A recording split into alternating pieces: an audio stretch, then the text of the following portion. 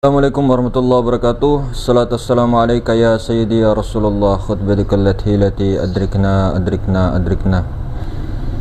Jadi hadirin, konten kali ini kita akan membahas tentang apa hal, apa cara, apa jalan yang harus kita tempuh ketika kita ini telah mengetahui, telah diberitahukan oleh Allah, telah diberi hidayah oleh Allah Subhanahu wa taala untuk mengenalnya, tahu yang mana Allah, siapa pemilik Allah, siapa yang bernama Allah, mengetahui sudah secara teori, mengetahui utusannya, siapa yang dimaksud hakikat Muhammad Rasulullah, tahu sudah.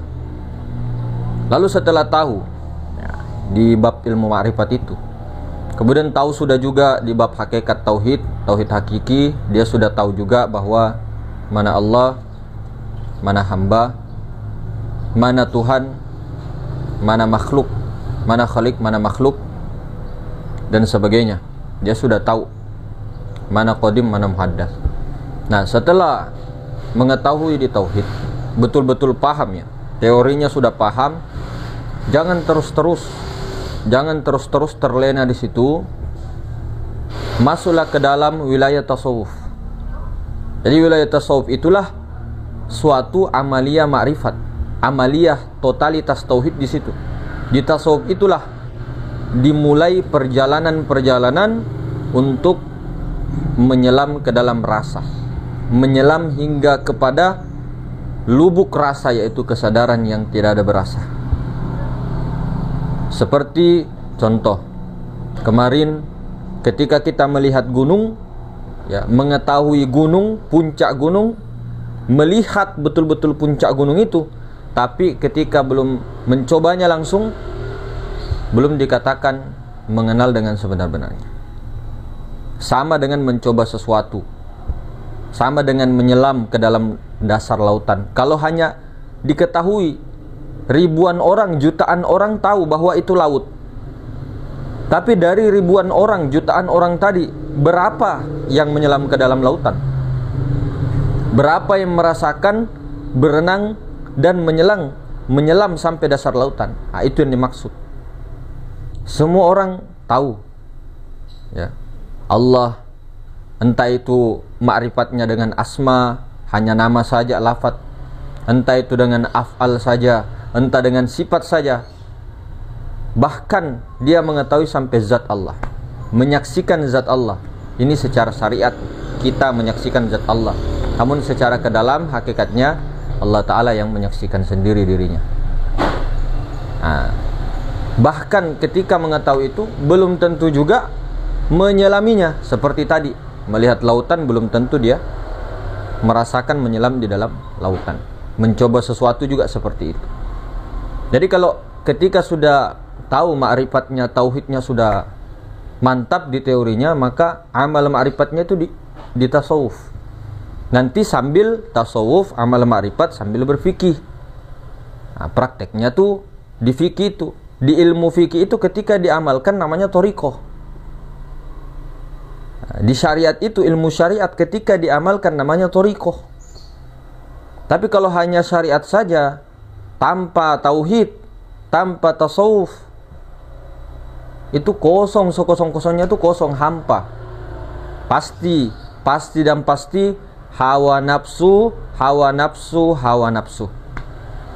Berjalan dia, sholat dia, hawa nafsu. Berniat dia, hawa nafsunya. Hawa nafsu itu maksudnya bukan kita menghilangkan nafsu, bukan. Hawa nafsu itu nafsu ananiyah maksudnya. Jadi ananiyahnya dia, mau minum ananiyah, baca doa juga tapi masih ananiyah, berzikir juga ananiyah, baca Al-Quran ananiyah, mendirikan sholat ananiyah, bersolawat ananiyah. Semuanya hawa nafsu semata-mata dirinya, bukan diri yang Allah Subhanahu wa ta'ala. Jadi tidak ada keabsahan di situ di dalam menjalani praktek ketunggalan tauhid. Betul-betul lenyap. Semua ananiyahnya, semua dirinya. semua hawa nafsunya, melihat dengan hawa nafsunya, mendengar dengan hawa nafsunya. Hawa nafsu itu bukan berarti kita itu hanya berbuat keburukan saja. Tapi ketika dilihatnya dia berbuat sedekah, namun ananiyahnya, ada perasaannya dia di situ, duduknya lupa dengan kesadaran ketunggalan Allah. Itu ananiyah, itu hawa nafsu. Jadi di sini tidak diajarkan menghilangkan nafsu, mengosongkan ananiyah. Jadi rasa-rasa kemanusiaan itu, rasa Adam, rasa tercela, rasa iblis, rasa Adam itu mau ditingkatkan. Kalau kita untuk mengenal secara teori, itu tadi 5 menit bisa kenal maha ruang, bahkan 1 menit. Jadi kalau sudah tahu teorinya, tinggal amal ma'rifat, tinggal dirasakan, disadari, diselami. Terus kalau belum tahu bagaimana cara paling simpelnya, Bang, kalau kita tidak mau repot-repot ikut toriko, tidak mau mujahadah, atau kita tidak mau ikut majelis sambil kita ini beramal ma'rifat, harus tahu dulu teorinya kan, sebelum berzikir, sebelum bersyariat. Jadi harus tahu teorinya. Yang paling simpel itu bagaimana, Bang? Oke, yang paling simpel itu rasakan saja ya, rasakan, sadari betul-betul 3 bagian saja. Diri jasmani, diri ruhani, Allah. Jasmani, ruhani, Allah. Jasmani itu jelas ini. Ruhani yang di dalam. Oke. Di dalamnya lagi, atau yang meliputi Allah.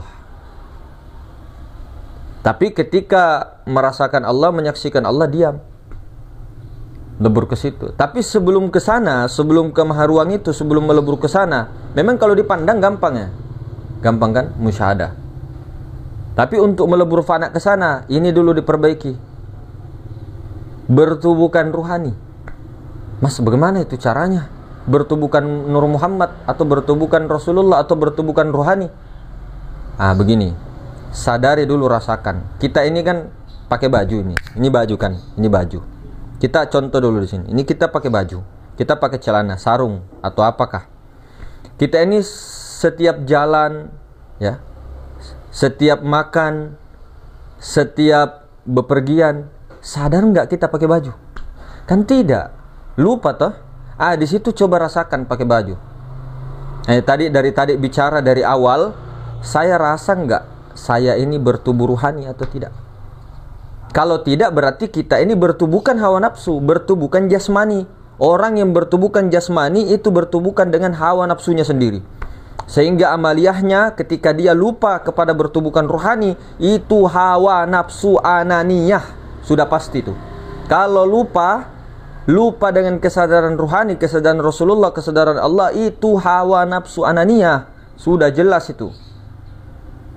Tidak tanggung-tanggung. Ini yang mau dijaga rasanya. Secara syariat,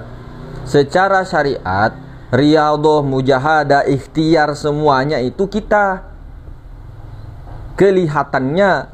Kalau kita ke dalam, ya Allah lah semua. Nggak usah lagi dikasih tahu, sudah pada tahu. Ketika bicara keluar,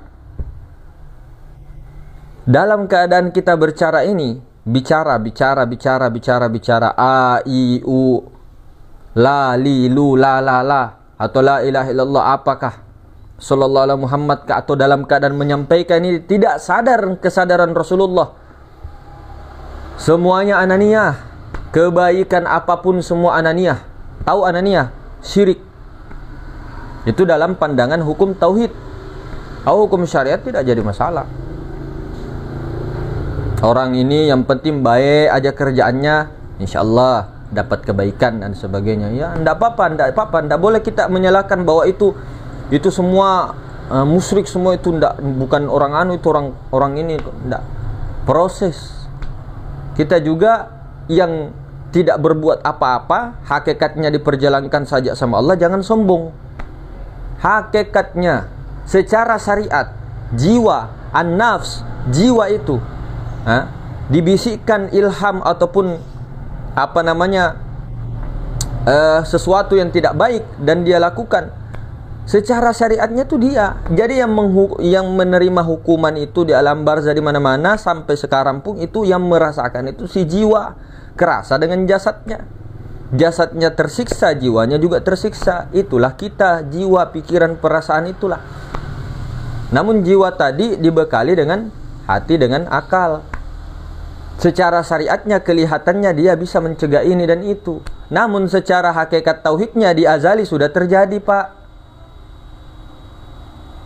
Cuma jangan pernah menyandarkan perbuatan buruk yang engkau lakukan dengan mengikuti hawa nafsu engkau secara syariat dengan Allah. Tidak boleh. Itu memang haram hukumnya. Nah, tapi kalau kita tauhidkan ke dalam gerak dan diam af'alullah, dan kita betul-betul meyakini tidak ada perbuatan buruk yang pernah dilakukan oleh Allah. Tidak ada Allah memberikan perbuatan buruk itu, tidak ada. Allah itu tidak pernah berbuat buruk, tidak pernah berbuat kejam. Allah itu sang maha penyayang, pengasih penyayang Allah Ta'ala. Tapi ada di nama Asmaul Husna Allah maha menyiksa. Allah maha menyiksa itu pahami dengan Allah yang maha kasih sayang. Contoh, kita punya anak, dia sakit, kita kasih minum obat. Meskipun dia teriak-teriak menangis-nangis, obatnya pahit, tetap kita bilang minum. Nah, menyiksanya itu jangan seperti diprasangkai Allah sangat kejam lah, bengis dan sebagainya. Jangan begitu. Tidak begitu. Itu kan prasangka kita toh. Nah, sementara Allah maha menyiksa ini cuma satu. Sementara jutaan miliar sifat-sifat Allah itu rata-rata pengasih penyayang. Nah, bayangkan itu Allah Ta'ala. Nah, itu dalam pandangan syariat diberikan leluasa untuk kanan kiri. Tapi kalau hakikat tidak begitu ceritanya. Lah ini akidah Asy'ari, memang betul. Akidah Asy'ari itu begitu. Dan kita berakidah Asy'ariyah, Maturidiyah. Itu tauhid dasar. Nanti naik lagi ke dalam ke Ahlul Kasyaf. Masuk ke dalam tauhidul af'al kok. Gerak diam enggak. Ya memang secara syariat begitu, memang hawa nafsu kita dan sebagainya. Bukan berarti kita ketika melakukan kemaksiatan rela semua maksiat baru disalahkan Allah, tidak bisa begitu. Salahkan diri kita, hawa nafsu kita. Ikut dengan keburukan-keburukan yang bisikan-bisikan yang kita lakukan secara syariat. Din di dalam itu amal ma'rifat tauhidul af'al. Bukan berarti kita ridho dengan kemaksiatan, tapi ridho dengan qada dan qadarnya Allah Ta'ala. Memang kalau belum ini sih agak menjadi polemik sebenarnya dari zaman dulu. Dari zaman dulu hadirin. Maka alhamdulillah dengan berpegang kitab-kitabnya guru-guru kita dan sebagainya, perkataan guru-guru kita, ulama-ulama kita, termasuk yang kita pegang tadi yang kita bahas juga dari Tuan Tasalah, maka ya alhamdulillah semua perbedaan-perbedaan itu bisa sesuai dengan ininya saja, sesuai dengan pahamnya saja, mana mau diterima. Nah, jadi kita kembali lagi kepada topik yang awal tadi. Jadi coba latihan rasakan kita ini pakai baju. Karena kita itu jarang merasakan kita ini pakai baju. Jarang kita menyadari, kita jalan aja tidak sadar kita itu, kita lupa dengan pakai baju. Paling sekali-kali aja kalau memeriksa atau bercermin itu. Nah, ini yang diharapkan. Ini yang diharapkan hadirin secara syariat ini ya. Jadi yang diharapkan itu bagaimana dia merasakan tubuhnya itu bukan jasmani, tapi dia merasakan ruhani. Jadi diri zohirnya itu yang tadinya ini jasad bertubuhkan ruhani. Nah, itu bertubuhkan Rasulullah, bertubuhkan Nur Muhammad Rasulullah. Rasulullah itu di dalam ya di luar, meliputi. Kita ini ada di dalam Rasulullah. Memang bahasa syariatnya, bahasa ininya dalam Al-Quran, ketahuilah bahwa Rasulullah itu ada pada dalam dirimu, ada pada dirimu. Padahal sebenarnya kita ini jiwa, pikiran, perasaan, bahkan tubuh kita ini ada di dalamnya Rasulullah. Bahkan kita ini, jasmani kita ini jasmana ini dengan jiwa, pikiran, perasaan ini itu dari Rasulullah. Jasmani ini aja bayangan daripada Rasulullah. Alam semesta ini yang besarnya sak jagat ini, surga, neraka, aras, kursi dan sebagainya beserta seluruh makhluknya itu bayangan dari Rasulullah. Kalau tidak ada Rasulullah, tidak mungkin. Tidak bisa. Tidak ada Rasulullah, tidak bisa. Maka jangan sok-sokan kita ini mau langsung ke Allah. Harus dengan wasilah Rasulullah. Nur Muhammad, hakikat Muhammad Rasulullah yang kita maksud. Nur yang sama yang ada pada diri Nabi kita Muhammad sallallahu alaihi wasallam. Tapi yang paling sempurna baginda Nabi Muhammad sallallahu alaihi wasallam. Dari seluruh manusia, dari zaman Nabi Adam sampai sekarang. Semua secara hakikat yang kita ini makhluk semuanya Adam, tidak ada. Secara syariat ada stratanya. Sehebat-hebatnya Sayyidina Abu Bakar, Sayyidina Umar, Sayyidina Utsman, Sayyidina Ali, itu tidak bisa mengalahi pangkatnya nabi-nabi 124.000. Siapapun nabinya, itu strata dalam ilmu syariat. Sehebat-hebatnya Sayyidina Uwais Al-Qarni tidak bisa mengalahkan levelnya Sayyidina Umar. Tidak bisa. Itu sudah strata. Jabatannya begitu, anunya hierarkinya begitu. Sehebat-hebatnya, sehebat-hebatnya ulama kita di zaman sekarang tidak bisa mengalahkan Syekh Abdul Qadir Jilani. Meskipun dalam setiap 100 tahun ada juga sultan aulianya dan sebagainya. Karena dia orang-orang terdahulu. Itu untuk adab dan hierarkinya seperti itu, bos. Jadi meskipun apa dan sebagainya, tetap aja beliau-beliau.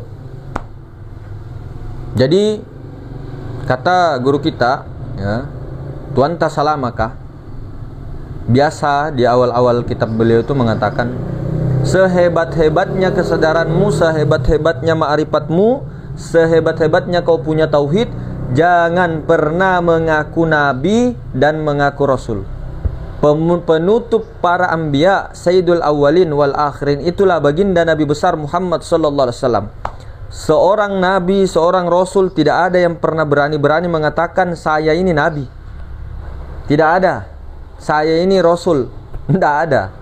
Pewaris khalifahnya Rasulullah, pewaris Rasulullah. Tidak ada yang berani mengatakan saya ini dapat wahyu, ditelepon Allah Ta'ala, terus saya ini jadi nabi, saya ini jadi rasul. Tidak ada. Mau sampai kapanpun, keilmuanmu hebatnya bagaimanapun, derajatmu, perasaanmu bagaimanapun, kamu tidak bisa jadi nabi, tidak bisa jadi rasul. Ini yang jadi ini. Jadi syariat itu memang ada aturannya, ada jabatannya, ada hierarkinya, ada masing-masing. Tapi kalau kita masuk ke dalam, itu beda lagi. Beda lagi. Jadi yang di dalam itu kalau sudah tahu, cukup tahu, rasakan, sadari, jadikan rahasia. Kecuali untuk belajar disampaikan. Tapi kalau untuk kita, kalau sudah tahu, jadikanlah rahasia. Diamkan, baru amal ma'rifat. Jadi yang dikerjakan tuh tasawufnya dengan fikih, sambil berfikih, tasawuf, amal ma'rifat, musyahadah sampai fana di situ. Jadi perbaiki dulu kesadaran kita, rasa kita kepada Nur Muhammad. Rasakan Rasulullah hadir, rasakan meleburlah kepada Rasulullah, fana'lah kepada Rasulullah. Ya, semuanya. Daripada pendengaran, bukan hanya hidup. Hidup itu ya Muhammad Rasulullah, si hidup itu. Tapi kehendak juga, penglihatan juga, pendengaran juga, kuasa juga, semuanya hakikat Muhammad Rasulullah. Jangan cuma pada hidup saja.